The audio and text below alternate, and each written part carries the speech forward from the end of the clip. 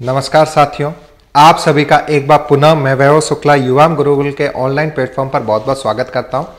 आज के इस वीडियो में मित्रों हम लोग सिटिंग अरेंजमेंट का एक क्वेश्चन डिस्कस करने जा रहे हैं, जो कि हमारी सिटिंग अरेंजमेंट और पजल श्रृंखला के अंतर्गत अपलोड होने वाला नेक्स्ट वीडियो होगा। चलिए, जैसा कि मैं प्रत्येक वीडियो में बोलता हूं कि आप ये चेक कीजिए क्या विद इन टाइम आप क्वेश्चन को सॉल्व कर पा रहे हैं या नहीं। इस क्वेश्चन को सॉल्व करने का आपका स्टैंडर्ड टाइम है 1 मिनट। यदि आप 1 मिनट में आप क्वेश्चन सॉल्व कर पा रहे हैं तो बिल्कुल आपकी तैयारी ओके है, परफेक्ट है, आप एग्जाम के लिए तैयार हैं। लेकिन यदि आप इस प्रश्न को 1 मिनट के अंतर्गत नहीं कर पाते हैं तो आपको अपनी स्पीड इंप्रूव करने की बहुत ज्यादा आवश्यकता है। और यदि कोई विद्यार्थी बिल्कुल नया है, बिगनर है, वो सिटिंग अरेंजमेंट और पजल टॉपिक्स पे कमांड ले रहा है, तो वो वीडियो को प्रारंभ से लेके अंत तक देखिए। तो हर एक प्रकार के विद्यार्थी के लिए मैंने बता दिया कि उसको वीडियो कितना वॉच करना है। चलिए प्रारंभ करते हैं आपका वीडियो और क्वेश्चंस को मैं डिस्प्ले कर रहा हूं। चलिए देखिएगा क्वेश्चन आपके साथ। हिंदी और अंग्रेजी दोनों माध्यम में अब हम लोग क्वेश्चन ला रहे हैं ताकि अंग्रेजी और हिंदी माध्यम के विद्यार्थियों को किसी प्रकार की समस्या न हो। हिंदी माध्यम के विद्यार्थियों की अधिकांशतः शिकायत रहती थी मेरे से कि मैं क्वेश्चंस को इंग्लिश में डिस्प्ले करता हूं, इंग्लिश में ही एक्सप्लेनेशन करता हूं। तो अब उनकी यह शिकायत मैंने दूर कर दी है। अब मैं अंग्रेजी के साथ साथ हिंदी में भी क्वेश्चन डिस्कस कर रहा हूं। चलिए, तो ये आपके पास हिंदी की लाइंस है, 8 पर्सन्स हैं, एक सर्कुलर टेबल के अराउंड आपको बैठाने हैं।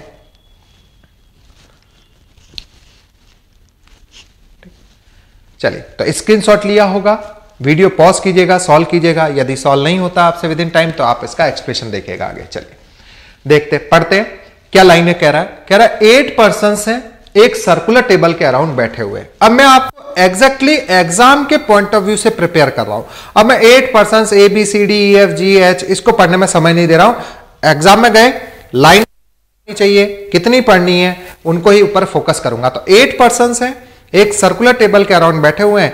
5 व्यक्ति सेंटर की तरफ है और रेस्ट फेसिंग अवे सेंटर है। तो पहली गलती तो एग्जाम में यही होगी, आप भूल जाओगे कितने सेंटर कितने आउटसाइड। तो इसको केयरफुली अलग से लिख लीजिए कि 5 पर्सन तो आपको इस क्वेश्चन में सेंटर फेसिंग के रिक्वायर्ड है और 3 पर्सन्स आपको आउटसाइड रिक्वायर्ड है। ठीक, 8 पर्सन्स आपको सर्कल फॉर्म में इफ कनेक्ट करने तो कुछ इस प्रकार से कनेक्ट होंगे 1 2 3 4 5 6 7 8। इफ पर्सन सेंटर फेसिंग बैठा हुआ है तो उस कंडीशन में उसके लिए राइट एंटी क्लॉकवाइज डायरेक्शन में चलेगा, लेफ्ट क्लॉकवाइज। अर्थात दायां जब व्यक्ति केंद्र की तरफ मुंह कर रहा है तो आपको दक्षिणावर्त दिशा में लेना है, सॉरी दायां आपको वामावर्त दिशा में लेना है और बायां आपको दक्षिणावर्त दिशा में लेना है। या सिंपल एक ही लैंग्वेज रखता हूं तो राइट आपको एंटी क्लॉकवाइज डायरेक्शन में, लेफ्ट आपको क्लॉकवाइज डायरेक्शन में। ये कब? जब पर्सन सेंटर फेसिंग है। आउटसाइड में जस्ट इसका रिवर्स हो जाएगा। चलिए, तो आपके पास 8 व्यक्ति थे, 5 सेंटर चाहिए, 3 आउटसाइड। ये आपने लाइन कनेक्ट की। अगली लाइन कह रहा है आपसे 3 persons are sitting between F and H। F और H के मध्य आपको 3 व्यक्ति चाहिए। तो F और H के मध्य 3 व्यक्ति चाहिए। चलिए अगली लाइन भी पढ़ते हैं। Who are facing center means आपको F और H के मध्य 3 व्यक्ति चाहिए जो कहां बैठे हुए हैं? केंद्र की तरफ मुंह करके बैठे। ठीक है, जैसे मैं हिंदी में भी लाइन पढ़ूं तो F तथा H जिनका मुख केंद्र की ओर है के बीच केवल 3 व्यक्ति बैठे हैं। तो F और H के मध्य 3 व्यक्ति चाहिए और इन दोनों के मुख केंद्र की ओर करने। तो F तथा H, तो यदि मैं यहां पे F लिखता हूं तो ऊपर आएगा H। ठीक, तो यदि मैं नीचे लिखता हूं F तो ऊपर आएगा H, क्योंकि F और H के मध्य 3 व्यक्ति, जब भी किन्हीं 2 व्यक्तियों के मध्य सर्कुलर फॉर्म में 3 व्यक्ति बैठाने हो तो वो एक दूसरे के विपरीत बैठते हैं, अपोजिट बैठते हैं। तो डायरेक्टली F और H को मैंने एक दूसरे के अपोजिट लिया और F का फेस भी क्वेश्चन में सेंटर बोला गया है, H का फेस भी आपके लिए सेंटर बोला गया, तो दोनों को सेंटर किया। अगली लाइन पढ़ते हैं।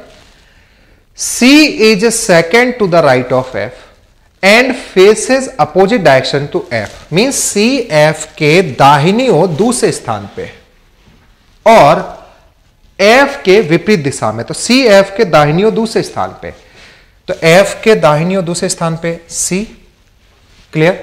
तो F के दाहिनी ओर दूसरे स्थान पे आपने C को रखा और C का जो मुंह है वो F के विपरीत होना चाहिए। तो क्योंकि F केंद्र की तरफ मुंह करके बैठा तो C केंद्र से बाहर की तरफ मुंह करके बैठेगा, विपरीत हो गया। ठीक, यहां तक मैं एक्सपेक्ट कर रहा हूं किसी को कोई समस्या नहीं आई होगी प्रश्न में। अगली लाइन पढ़ते हैं। अगली लाइन आपसे कह रहा है A sits third to the left of C. A C के बाईं ओर तीसरे स्थान पे, तो ए सी के बाईं ओर तीसरे स्थान पे, तो क्योंकि सी आउटसाइड बैठा है तो आप पहला बाया, दूसरा बाया, तीसरा बाया लिखेंगे ए।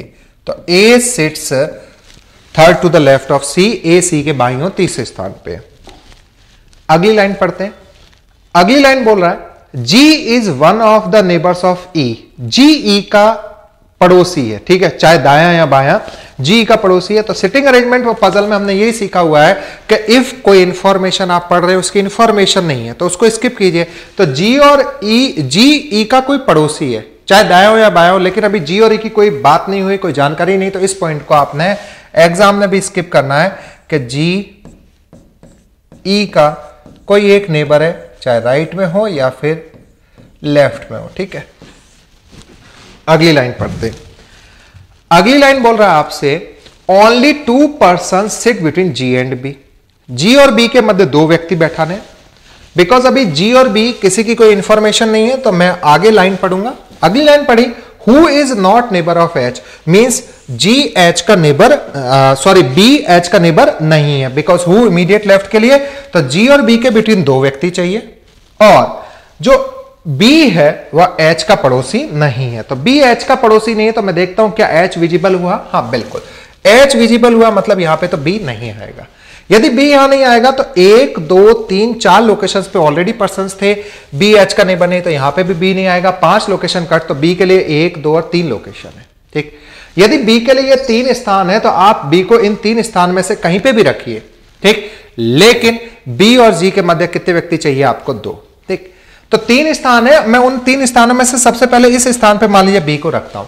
यदि बेटा मैं इस स्थान पे बी को रखता हूं तो बी और जी के मध्य 2 व्यक्ति चाहिए, लेकिन साथ ही साथ आपको कहा गया जी किसका पड़ोसी होना चाहिए? ई का। तो बी 1 व्यक्ति 2 व्यक्ति, जी संभव नहीं है, एच है। बी 1 व्यक्ति 2 व्यक्ति, कौन आ सकता है? जी। मैं यहां जी रखूंगा, जी ई का पड़ोसी है तो जी रखा, यहां ई आ सकता है, मतलब बी को यहां रखने पे कोई दिक्कत नहीं है। अगर बी यहां आ रहा है तो ऐसा नहीं कि रेस्ट ऑफ द प्लेसेस पे आप चेक नहीं करेंगे, बी को आपने इस प्लेस पे रखा। बी और ई के मध्य 2 व्यक्ति, तो 1 व्यक्ति 2 व्यक्ति ई संभव नहीं है, ऑलरेडी सी है। बी 1 व्यक्ति 2 व्यक्ति ई संभव, सॉरी बी 1 व्यक्ति 2 व्यक्ति जी संभव नहीं है क्योंकि ऑलरेडी एच है। तो बी 1 व्यक्ति 2 व्यक्ति जी नहीं आएगा, बी 1 व्यक्ति 2 व्यक्ति ऊपर भी जी नहीं आएगा क्योंकि यहां पे व्यक्ति बैठे हुए हैं एच और सी, तो आप बी यहां रख ही नहीं सकते। अब लास्ट यहां पे यदि बी रखता हूं तो 1 2 जी रख सकता हूं या फिर 1 2 जी रख सकता हूं। अब आप यहां पे केयरफुली देखना, यहां इन 2 लोकेशन पे इफ मैं जी रखता हूं, बी को इफ यहां पुट किया, यहां इन 2 में से किसी एक प्लेस पे जी रखा, बट ये जी किसका नेबर होना चाहिए? ई का। तो देखिए यहां पे भी जी ई का नेबर कभी नहीं होगा क्योंकि जी के 2 नेबर्स ऑलरेडी फिक्स हो चुके हैं, एफ और सी।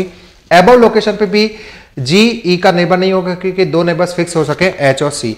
तो मींस आप बी को इस लोकेशन पे भी पुट नहीं कर सकते। तो बी के लिए टोटल जगह कितनी थी?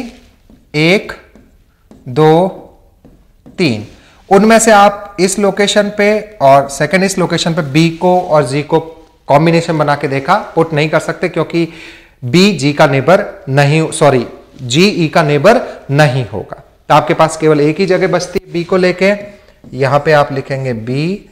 अब जैसे ही आप यहां बी लिखते हैं, 1 व्यक्ति 2 व्यक्ति जी संभव नहीं है, तो बी 1 व्यक्ति 2 व्यक्ति यहां पे रखा आपने जी, तो बी और जी के मध्य आपने 2 व्यक्ति पुट कर दिए। क्लियर? तो आपने लाइनें पढ़ ली कि only 2 person sit between G and B, who is not neighbor of H। Next line G is one of the neighbors of E, ठीक, इस लाइन को मैं पढ़वा रहा हूं। तो G is one of the neighbors of E, G E का neighbour होना चाहिए, तो यहां पे G E का वन ऑफ द नेबर है, मतलब एक नेबर है, तो E का एक नेबर F हो गया, एक नेबर G हो गया। अगली लाइन पढ़ते हैं, G does not face C। G का फेस किसके सामने नहीं होना चाहिए? C के सामने नहीं होना चाहिए। लास्ट लाइन भी पैरेलल रीड ही कर देता हूं, G and A face the same direction but opposite to F। G और A सेम डायरेक्शन में लेकिन किसके अपोजिट होने चाहिए? F के। तो G और A सेम डायरेक्शन में लेकिन F के अपोजिट होने चाहिए।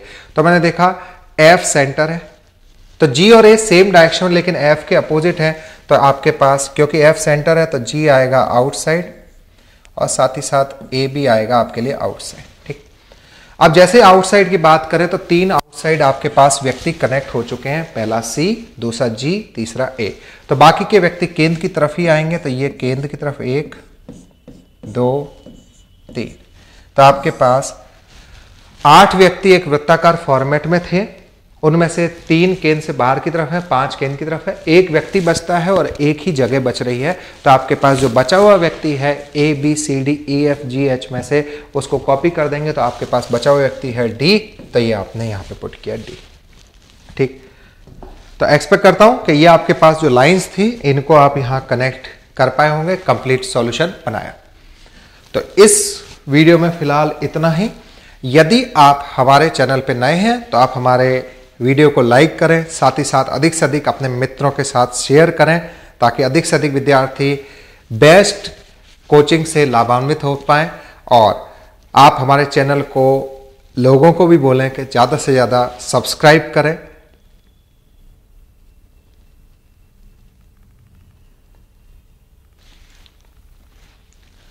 इस वीडियो में फिलहाल इतना ही।